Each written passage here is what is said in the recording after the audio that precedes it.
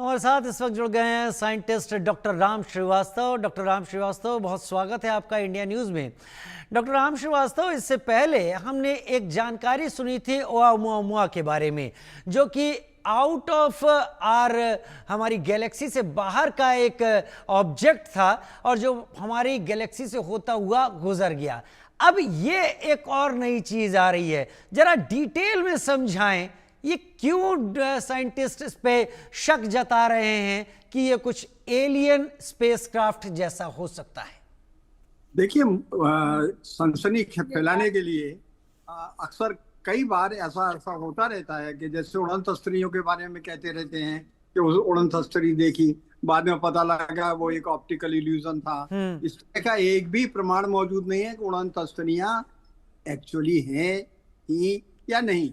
हाँ, जिस चीज को नहीं समझ पाते उसको लोग एलियन कह देते हैं। अब 2017 में जो ओumuamua आया था वो कैसा था? रडार से जब हमने उसको देखा तो उसमें जो नॉर्मली जितने भी तारे आते हैं अंतरिक्ष में, इस तरह के पुच्छल तारे आते हैं, कोमेट्स आते हैं, इनका जो आकार होता है वो कैसा होता है? छोटा सा ही होता है, 3-4 किलोमीटर का होता है। उसकी नाभि होती है, नाभि के बीच में न्यूक्लियस के साथ साथ वहां पर बर्फ जमी रहती है, कोमा होता है ऊपर का आवरण। और जैसे ही वह सूर्य के पास आता है उसकी गति सूर्य की गुरुत्वाकर्षण के कारण तेजी से बढ़ती है और सूर्य की धपन से, उसकी सोलर विंड से सूर्य के विपरीत दिशा में उसकी पूंछ नजर आती है। वो पुच्छल तारा कहलाता है। 1980 में हेली का पुच्छल तारा आया था। इस तरह की अंतरिक्ष में हमेशा आते रहते हैं, ऐसी कोई नई बात नहीं है। दूसरा जो अंतरिक्ष से चीज आती है वो आती है एस्ट्रॉइड्स, क्षुद्र तारे। वो मंगल और बृहस्पति ग्रह के बीच में हजारों की संख्या में छोटे बड़े टुकड़े किसी ग्रह के, ऐसा लगता है कि वो घूम रहे हैं। अब ये भी माना जाता है कि वहाँ किसी जमाने में सभ्यता रही होगी, बहुत बड़ा प्लेनेट था धरती जैसा, वहाँ नाभिकीय युद्ध हुआ। ये कल्पना मात्र है। हकीकत में इसका जन्म क्यों हुआ? इसलिए कि जापान ने जाकर जब वहां से उसके सैंपल लिए तो उसमें रेडियो एक्टिविटी मिली, तो लोगों ने कह लिया कि अरे यहाँ तो जो नाभिकीय युद्ध हुआ होगा और ये प्लेनेट खत्म हो गया। अब ये एक कल्पना मात्र है, इसका एक निष्कर्ष उन्होंने एक बिंदु के आधार पर निकाला। ऐसे ही ओumuamua का था, उसका रंग बदलता रहता था, काफी लंबा था, सिगार के आकार का था और वो सूर्य का चक्कर लगाकर वो चला गया। लेकिन उसका जो डेटा देखा गया उससे ये पता लगता है वो करोड़ों प्रकाश वर्ष दूर से चला आ रहा है और वो सीधा हमारे पास ही क्यों आएगा? इस बीच में तो 100 अरब सूर्य हमारे आकाश गंगा में मौजूद हैं, कहीं भी जा सकता था, यहाँ क्यों आया? शायद इसलिए लोगों ने अंदाज लगाया दूसरी जगह नहीं गया, यहाँ आया तो शायद हमारी पूछ परख करने के लिए आया होगा, पर ऐसा कुछ नहीं था। वो एक मिस्टीरियस स्पेस ऑब्जेक्ट था और चला गया। दूसरा 2019 में भी आया था, लेकिन ऐसा कोई प्रमाण नहीं था कि उसमें कोई एलियन है। हाँ, ये जरूर है कि अंतरिक्ष के कुछ सुदूर कोनों से रेडियो तरंगे आ रही हैं, गुरुत्वीय तरंगे आ रही हैं। वो रेडियो तरंगों के हिसाब से तो ये माना जाता है जैसे कोई हमसे कह रहा हेलो हेलो पृथ्वीवासी हो, हम बोल रहे हैं, पर ऐसा कुछ नहीं है। हमने भी जो है वॉयेजर में जो पायोनियर में हमने एक डिस्क बनाकर भेजी है प्लेटिनम की, उसमें हमारे संकेत सब भेजे हैं, किसी को मिल जाएगा तो वो ढूंढते चला आएगा। लेकिन ये एक जिज्ञासा मात्र है। मनुष्य की ये शुरू से ही प्रवृत्ति रही हुई है कि जब कभी भी वो कोई अनहोनी चीज देखता है तो डरता है। रहा सवारी एटलास का जो अभी अभी नजर में आया, जो नवंबर में पास से गुजरेगा, और कितने पास से गुजरेगा? 25 करोड़ मील दूर से गुजरेगा। अरे 25 करोड़ मील कोई मामूली चीज है क्या? तो वहां से एलियन उतर कर क्या नीचे उतर आएंगे तो क्या सिर्फ हमको खाने के लिए आ रहे हैं, नष्ट करने के लिए आ रहे हैं? बिल्कुल नहीं, गलत है। इससे डरने की, घबराने की कोई बात नहीं है। ये कुछ लोग जो है एक संभावनाओं को ये मान के चलते हैं हकीकत है, और ऐसी ही संभावना इसके पहले कई मर्तबा हो चुकी हैं। जो एक वो था स्काईलैब, उसके टाइम भी ऐसी संभावना थी ये तो गिर जाएगी, वो तरह कयामत ले आएगी, न जाने क्या क्या बातें अंदाज से लगा लेते हैं।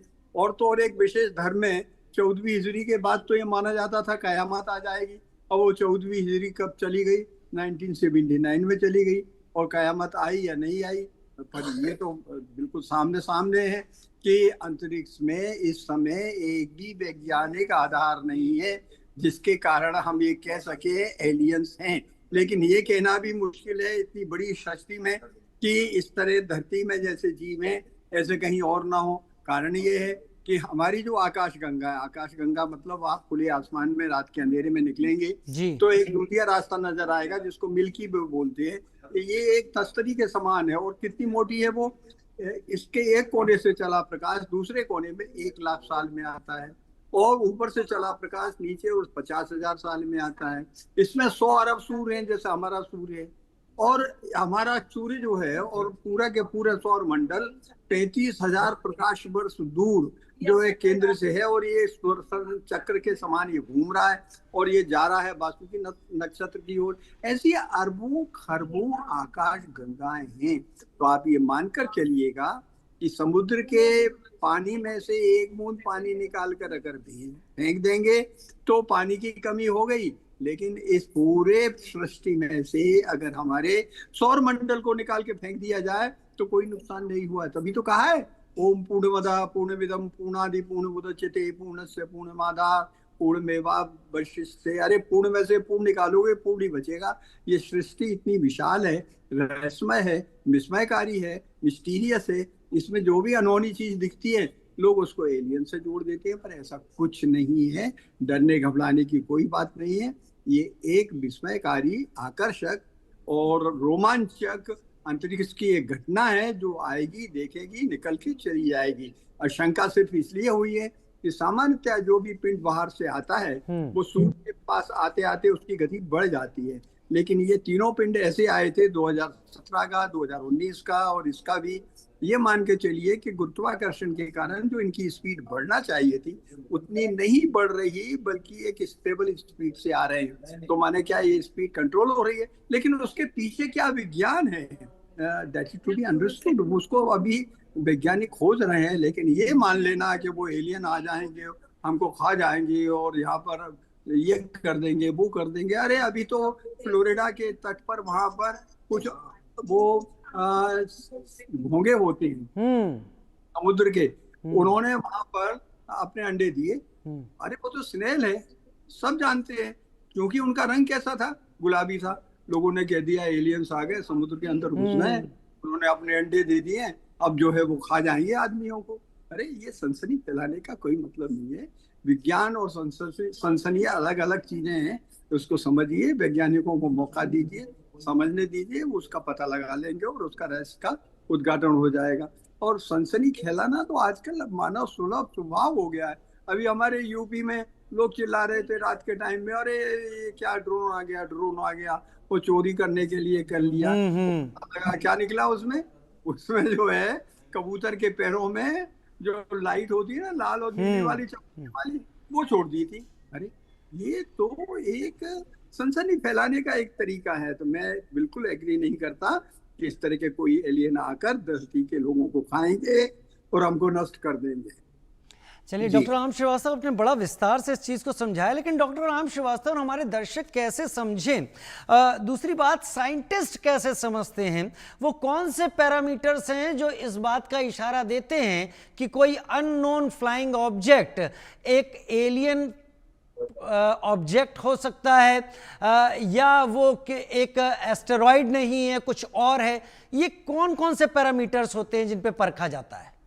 देखिए आज की तारीख में हमारे यहाँ पर धरती के चारों तरफ 2349 ऐसे पोटेंशियली हैजार्डस एस्ट्रॉइड्स हैं जो धरती के चारों तरफ घूम रहे हैं और धरती की ओर तक रहे हैं।